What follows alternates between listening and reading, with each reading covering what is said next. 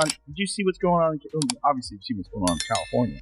But the governor gave this creepy fucking speech where he was talking about speculators coming in and talking about what to do with the land, all these homes that have been burnt down, while it's still only 6% contained. And he did this little dance, and I've been talking with with the governor of Hawaii about what to do. We got some ideas. Speculators, we're gonna have some meetings. Really? California Governor Gavin Newsom is now calling his city's homeless encampments unacceptable, which is odd since he's the guy who made them acceptable, turning sidewalks into red carpet events for drug addicts, thieves, and unemployed CNN anchors. On Monday, he urged cities to ban the camp from sidewalks, parks, and other public areas. So after years of denying the problem, he's now pretending to fix it, which is like putting on a condom as you're leaving a whorehouse. Who has it? It started with a confident smile, but it didn't last long. In the middle of the chaos, Gavin Newsom seemed to forget which camera he was addressing, and everyone noticed. Joe Rogan came in like a freight train, firing off facts one after another, and Gutfeld followed close behind, delivering jokes sharper than California's tax increases. What happened next wasn't just criticism, it was a slow-motion blow-up that left nothing standing. Not even Newsom's rock-solid hair gel seemed to survive the moment. So grab your popcorn, because this wasn't just a debate, it was a full-on air meltdown. Nobody wants President Newsom either. Nobody believes that guy. The guy's a con. Everything he did in California, from trying to mandate vaccines for kids to being caught public without a mask and lying about the fact that he was outdoors, nobody believes in that guy. He's just a politician, just a stone-cold, narrative-driven politician. Nobody thinks he's a real human. Whether you like Trump or not, whether he's corrupt or not, that's a human being. You know what that guy is. Same thing with RFK Jr. Whether you believe that he's correct about vaccines or whether you believe his policies would be effective, that's a human being. With Newsom, you've got like this construct, this cardboard cutout of a person. I don't think people want that, but they might want it more than they want president. Cut to Gavin Newsom. The camera zooms in, almost as if his hairline is negotiating with an expensive bottle of conditioner. He's frozen at the podium, glowing with the confidence of a man who believes the world pauses when he speaks. Then, boom, the voiceover hits, loud and dripping with sarcasm. The moment Rogan and Gutfeld locked in on California's golden boy, it stopped being a conversation and turned into a televised demolition. All tailored suits and sharp jabs. This wasn't a debate, it was a clean wrecking ball smashing straight through Newsom's polished political image. Kennedy, I think the answer is yes. Because of Israel, yes. Integrate, yes. Too woke, yes. It's like every bad policy that trickled up to the White House during the Biden administration started in California. That state is responsible for the worst politicians in modern history. And he is at the top of the list, and there are some ignoramuses on. Let's talk about Gavin. He walks into every room like it's a fashion show for big government. He's perfected the politician starter pack, the toothpaste ad smile, the practiced TED Talk lines, and a leadership style that freezes faster than a buffering screen. He's the golden child of progressive politics, smooth, confident, always tossing out climate slogans, probably carrying a wallet made of recycled awards. But strip away the polished surface, and what's left? Just sparkle, ego, and far more performance than actual progress. Their houses have been burned, all their childhood memorabilia, all their stuff with their kids, the photos, the fucking everything they have is gone. And all the heirlooms, their mother's wedding ring, that kind of shit, everything's burnt to the ground. And this guy's like standing in front of all this stuff. And he's got a smile on his face, and he's talking about land use, the development plan. And don't get me started on his climate speeches. Gavin has enough eco-promises to stock an entire Whole Foods aisle, yet California's power grid falters at the first strong breeze. They tell everyone to go electric, then warn people not to charge their cars between 4 o'clock and 9 p.m. because the sun has already checked out. The irony? Banning gas stoves at peak while half the state makes dinner by flashlight.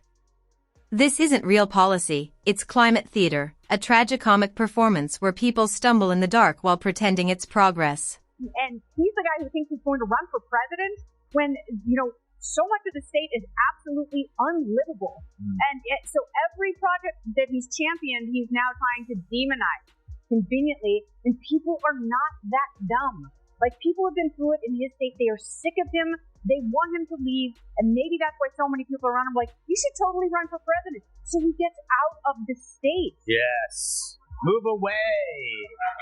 Tyrus, did he leave out any? He didn't just leave California, he ran from it, like someone spotting a glitch in the Matrix and sprinting for the nearest exit. And honestly, who could blame him when the state started looking more like a post-apocalyptic video game than a paradise? Even a heat-loving, elk-hunting, podcast king eventually had enough. Rogan hit the gas, rolled down Interstate 10, and never looked back. He traded smog for Texas skies and rules for freedom like a UFC champ swapping kale for steak. And he didn't leave quietly, he took the loudest microphone on the planet with him, the Joe Rogan Experience. This isn't just a podcast, it's a media monster with over 100 million listeners and an algorithm that keeps CNN up at night. Rogan's secret? No filters, just facts and fire. And nothing sparked that fire faster than Newsom's lockdown logic. While Gavin sipped fine wine as if the world were ending, Rogan called out the hypocrisy so hard even the French Laundry felt the heat. Down in Hawaii, you've got some ideas around some land concerns he has around speculators coming in, buying up properties, and the like. So we're already working with our legal teams to move those things forward, and we'll be presenting those in a matter of days, not just weeks. With a big smile on his face. Look at the little wiggle he does with his shoulders. Speculator, watch this. Talking to John. Look at this. Look at this little wiggle. It's excited about the possibilities of speculators coming in. And he's saying, we're move forward. We're going to move forward on that. These people lost their homes. A lot of those people don't even have fire insurance because the fire insurance pulled out of California. I think like 69% of fire insurance pulled out of California because they're like, this is too crazy. Like, you guys aren't doing jack shit to manage this. You're not clearing the... And Rogan didn't show up alone. He came with a lineup, doctors, economists, and comedians armed with expert-level sarcasm, all pointing to the same shocking reality. California's rules made less sense than a TikTok finance guru using cartoon filters. Small businesses were crushed, while giant corporations walked through the chaos like they owned the place. Health orders felt like they were pulled from a magic 8-ball, random, confusing, and always inconvenient. And through it all stood Gavin, flashing that bright white smile, convinced a little hair gel could repair broken trust. Then came the tech exodus, a modern orange trail, only this time it was Teslas instead of wagons. Rogan didn't just talk about it, he packed up and left, moving his studio to Austin, where blackouts aren't a daily event.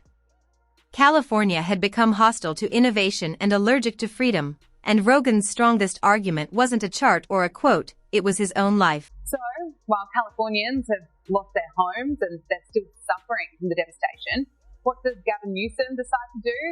Well, now is apparently the perfect time to try and boost his popularity and essentially promote himself. He's launched a podcast. I'll play you the trailer in just a moment, but take notice. Does the trailer that he shared with the world on X doesn't even mention the most horrific fire catastrophe that occurred under his leadership, partly as a result of the decisions he was making, like cutting fire prevention. No, this is his chance to talk about his image, insisting that he's no ordinary politician. He didn't need to yell or put on a show. He just took the mic and said what everyone was already thinking, this isn't working. Then Greg Gutfeld jumped in like a raccoon on a mission. Armed with a PhD in sarcasm, he doesn't shout, he cuts. Every word lands with a smirk, every line hits hard enough to sour almond milk. Gutfeld delivers takedowns with cold, slick precision, perfect timing, and stinging accuracy. He looked at Gavin's polished shine and said what millions were already whispering, the guy looks like a cologne ad, but governs like he's playing SimCity blindfolded. Then he pulled back the curtain.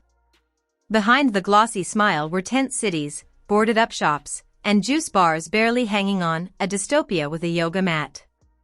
And through it all, Gavin kept smiling as if homelessness could be solved with scented candles and motivational quotes. About anything?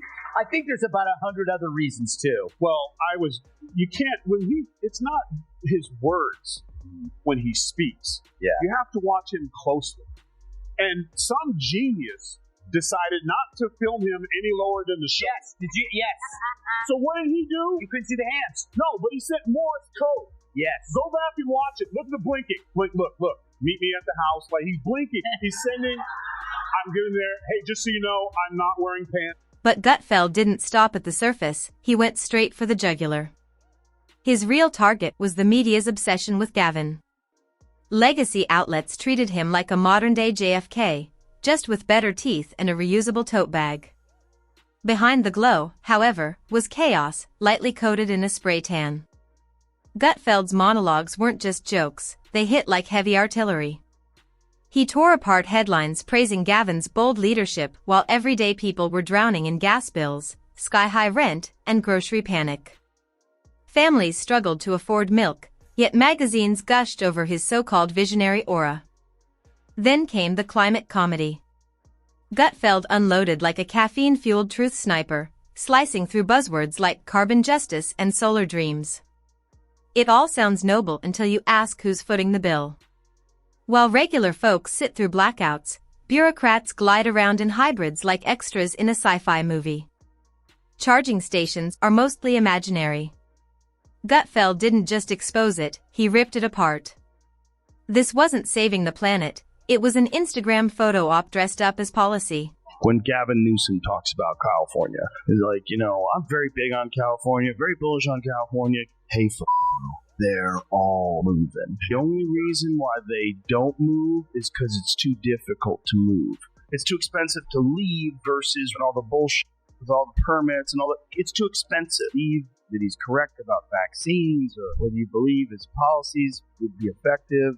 That's a human being. With Newsom, you've got like this construct, this cardboard cutout of a person. I don't think people want that, but they might want it more than they want president. Then came the knockout punch, Gavin's White House fantasy.